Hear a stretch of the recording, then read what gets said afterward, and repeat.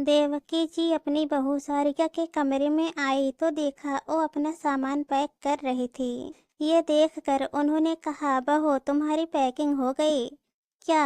हाँ मम्मी जी हो गई। अच्छा तुम्हारी टिकट हो गई क्या? हाँ मम्मी जी हो गई। आपको कुछ कहना था? सारिका अपना सामान पैक करते हुए बोली। बहू ओ मैं ये कह रही थी कि कुछ दिन बाद मायके चली जाना। अभी सुनैना मायके आ रही है और तुम नहीं मिलती हो तो उसे अच्छा नहीं लगता है और ज्यादा दिन नहीं रुकेगी। सिर्फ 2-3 दिन के लिए आ रही है। देवकी जी ने अपनी बहू सारिका से विनती करते हुए कहा, मम्मी जी मेरी मम्मी भी तो मेरा इंतजार कर रही होंगी और ये तो हर साल का ही है। हर बेटी अपने मायके आती जाती है। फिर आप तो हो ना यहाँ पर, मेरा होना कोई जरूरी नहीं है। सारिका ने उनकी बात टालते हुए कहा, बहू मैं तो हूँ ही यहाँ पर, लेकिन तुम भी होती तो अच्छा होता। उसका भी मन करता है अपनी भाभी के साथ कुछ वक्त गुजारने का। और फिर मैं कब तक हूँ? मेरे बाद तो वो तुम्हारे पास ही आएगी ना। और फिर तुम 1 महीने के लिए जा रही हो। उसका और तुम्हारा तो मिलना ही नहीं हो पाता। ठंड की छुट्टियों में भी वो कहाँ आ पाती है। 2 साल हो गए तुम लोगों को आपस में मिले हुए।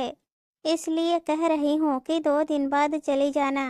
देवकी जी ने उसे समझाने की कोशिश की तो क्या हो गया मम्मी जी? मुझे तो 1 महीना भी कम ही लगता है। पूरे साल भर की थकान मिट जाती है और आप मुझसे 2 दिन कम करने के लिए कह रही हो? मुझसे तो नहीं होगा। मैं तो अपनी मम्मी से मिलने के लिए बेसब्री हुए जा रही हूँ। सारिका हंसते हुए बोली। आखिर सारिका नहीं समझना चाह रही थी तो देवकी जी ने भी कोशिश करना बंद कर दिया और चुपचाप अपने कमरे में आ गई। काफी देर से रोहन ये सब देख रहा था। उसने कहा, सारिका मम्मी कैसे तुमसे रिक्वेस्ट कर रही हैं और तुम इग्नोर किए जा रही हो। सिर्फ 2 दिन की तो बात है, रुक जाओ। और फिर ऊपर से झूठ भी बोल रही हो कि टिकट हो गई। अभी कंफर्म कहाँ हुई है टिकट? टिकट तो वेटिंग में चल रही है। मैंने मम्मी के सामने इसलिए कहा कि उन्हें बुरा लगेगा। देखो सोहन, मैं सुनैना दीदी को यहाँ आने से रोक तो नहीं रही हूँ ना, पर मेरे मम्मी पापा भी साल भर मेरा इंतजार करते हैं कि उनकी बेटी उनसे मिलने आएगी, तो मैं उसमें कोई कमी नहीं रख सकती। मैं भी साल भर में 1 बार ही तो जाती हूँ। और फिर टिकट का क्या है, कंफर्म हो जाएगी। अगर नहीं भी होती है तो मैं उसे कैंसिल थोड़ी ना करवाऊंगी, वेटिंग में ही चली जाऊंगी। सारिका ने पलट कर कहा, ठीक है टिकट हो भी जाए तो कैंसिल करवा दो। मैं इस बार तुम्हें कार से मायके छोड़ आऊंगा। और फिर सुनैना भी तो साल में सिर्फ 1 बार ही आती है और तुम यहाँ नहीं होती हो। उसका भी तो मन करता होगा तुमसे मिलने का। और फिर 2 दिन की ही तो बात है। 2 दिन रुक जाओ फिर चले जाना, मना थोड़ी ना कर रहे हैं। सोहन ने कहा, अरे सुनैना दीदी से मेरी फोन पर बात तो हो जाती है ना। कई बार हम वीडियो कॉल पर बातें कर चुके होते हैं। फिर अलग से क्या मिलना है? अगर दीदी को मुझसे मिलने की इच्छा है तो वो साल में बीच में भी तो आ सकती हैं। छुट्टियों का ही वेट क्यों करती हैं? बच्चे अभी छोटे ही तो हैं। कौन सा उनकी पढ़ाई का नुकसान हो जाएगा? नहीं सोहन, मैं तो नहीं रुकूंगी, मुझे तो मायके जाना है। आखिर सारिका को जिद करते देखकर सोहन भी ज्यादा कुछ नहीं बोला। आखिर घर का माहौल खराब करने से क्या फायदा?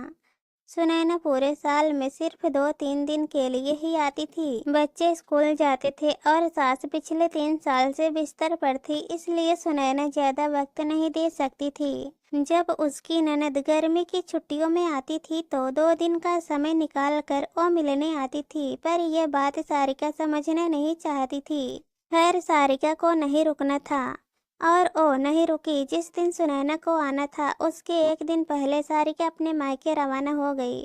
वहां पहुंची तो पता चला कि भाभी तो मायके गई हुई हैं और बड़ी बहन जरूरी काम के कारण इस बार नहीं आ पाएगी। तब सारिका अपनी मम्मी से बोली, मम्मी दीदी का तो मुझे समझ में आता है कि ससुराल में कोई अर्जेंट काम आ गया, लेकिन भाभी को क्या हो गया? ओ क्यों मायके चली गई? उन्हें पता था ना कि मैं आ रही हूँ, कम से कम मुझसे मिलकर ही चली जाती। अरे तू क्यों नाराज हो रही है?